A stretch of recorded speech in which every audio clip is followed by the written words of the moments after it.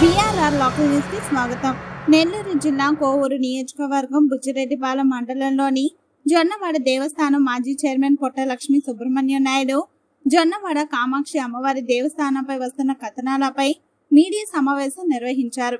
ఆయన మాట్లాడుతూ, నేను చైర్మన్ గా ఉన్నప్పుడు కోట్ల కుంభకోణం జరిగిందని, ఈ మధ్య నా పైన ఆరోపణలు వస్తున్నాయి. అవన్నీ తప్పుడు ప్రచారం అని, అమ్మవారికి నేను ఎంతో సేవ చేశానని, డోనర్లు ఇచ్చిన డబ్బులు అన్ని వాళ్ళ పిఏలు వచ్చి దగ్గరుండి ఖర్చు పెట్టారని, నేను దగ్గరుండి పని చేపించాను, కానీ డబ్బులు లావాదేవీలన్నీ వాళ్ళ పిఏలు చూసుకున్నారని ఆయన చెప్పారు. నా పైన ఇకనైనా తప్పుడు ఆరోపణలు, తప్పుడు ప్రచారాలు ఆపాలని కోరుకుంటున్నాను.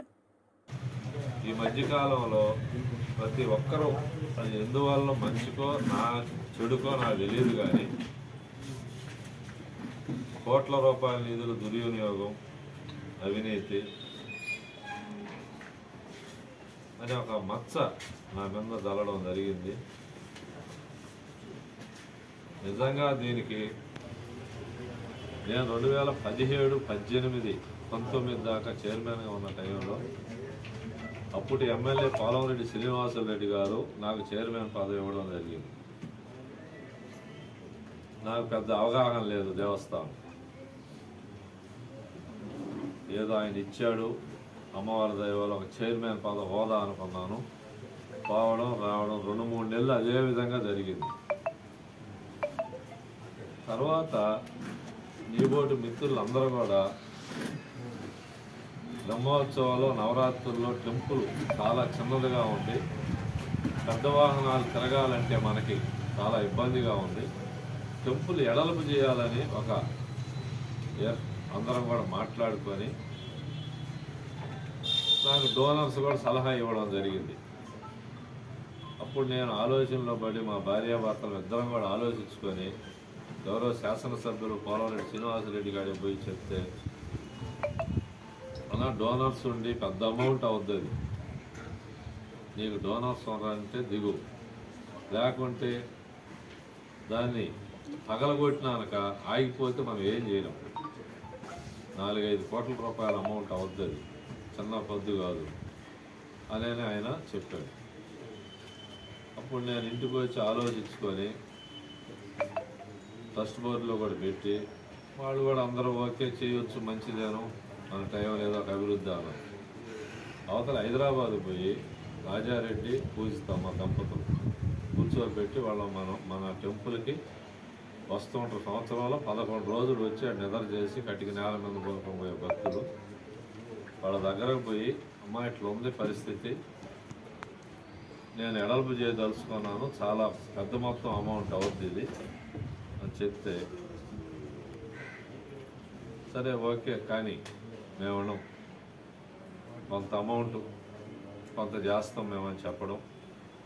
తిరిగి ఆ నుంచి నేరుగా వేమిరెడ్డి ప్రభాకర్ రెడ్డి, అప్పుడు రాజ్యసభ సభ్యులు ప్రశాంతమ్మ గారిని కలవడం, సరే ఇట్లా కొంత పలానోళ్ళు పెడుతున్నారు, కొంత అవసరం అవుద్ది, మీరు పెట్టుకోవాలని చెప్పడం.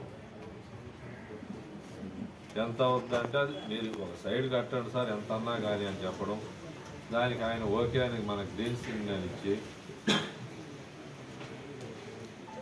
వాళ్ళిద్దరు అండదండలతో కమిటీ మా ట్రస్ట్ బోర్డు మీటింగులు పెట్టి పర్మిషన్కి విజయవాడకు పంపించి దాన్ని పూర్తిగా తీసేసి కుంభాభిషేకం జరిగేటట్టు ఉంది. నేను హైదరాబాద్ అతిథులు చూసుకుంటే ఎంత అవుద్దంటే 15-20. నేను వచ్చి నేను చేపిస్తాను. ఆయన మనుషులు, ఆయన వారం 10 రోజులు ఆన్యం ఉండి బెంగళూరులో వాళ్ళు ఎక్కడ కొన్నారో ఏమో నాకు కూడా తెలియదు, మరి మొత్తం చేపించేసి పూర్తయిందా ఇంకేమన్నా కావాలని అడిగారు. తర్వాత అన్ని దేవస్థానాల్లో గోల్డ్ కోటింగ్ ఉంది, మన టెంపుల్లో లేదు. ఎట్లా అనే ఆలోచన వస్తే స్మిత శంకర్ రెడ్డి, నెల్లూరు పిడూరు శంకర్ రెడ్డి అమ్మాయి పశమ్మాయి అయినా నాకు సొంతం బిడ్డలాగా, నేను ఏది నోరు తీసమ్మా టెంపుల్కి ఇది కావాలంటే అంకుల్ పెడదాం కానివ్వండి మేమనం అనేది.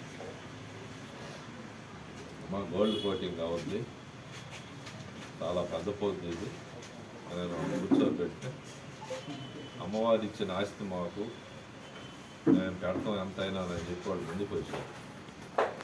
అప్పుడు బెంగళూరు, చెన్నై ఇవన్నీ కూడా తిరిగి చేసేవాడు దొరకల. సీఎంఆర్ వాడు మాట్లాడి తెనాల వాళ్ళని పిలిపించారు. వాళ్ళని తెనాల వాళ్ళని శంకర్రెడ్డి దంపతులను కూర్చోబెట్టి 17,000 కేజీకి అడిగాడు. మాకు అవగాహన లేదు ఫస్ట్. సరే మాట్లాడుకో మళ్ళీ చెప్తామని చెప్పి 10 దిక్కలు విచారించి 14 రూపాయలకి చేసేటట్టు మాట్లాడి 48 లక్షలు. పొద్దు చెప్పొచ్చో లేదో నాకు తెలియదు. జరిగింది వాస్తవంగా చెప్పేస్తాం. ఆ దంపతుల చేత కట్టించాను.